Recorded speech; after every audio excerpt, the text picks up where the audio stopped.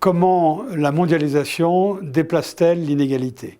Et l'idée de base est de constater que l'inégalité des revenus, des niveaux de vie, a augmenté dans un grand nombre de pays, surtout des pays avancés, des économies avancées, mais en même temps, l'inégalité a diminué au niveau mondial, c'est-à-dire l'inégalité entre les pays du monde ou encore l'inégalité entre les citoyens du monde, ce qui est une constatation extrêmement importante. D'où la question, est-ce qu'il y a substitution entre les deux?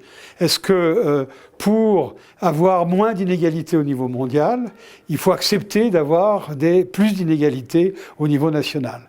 Et le gros de la discussion a été sur le thème suivant. Il y a en fait 3 facteurs qui jouent sur les inégalités au niveau national. Il y a certainement la mondialisation, l'augmentation des échanges internationaux et la redistribution de l'activité économique dans le monde. Il y a les politiques sociales, économiques, redistributives, intérieures, propres aux nations. Et puis finalement, il y a le changement technique, lui aussi d'importance considérable. Et ce que l'on peut dire, c'est que d'une certaine façon, ces 3 facteurs qui déterminent l'évolution des inégalités s'inscrivent dans un cadre qui est contraint par la mondialisation. Et des politiques sont possibles ou pas possibles parce que les économies sont mondialisées ou non. Le changement technique lui-même correspond à un certain type de mondialisation.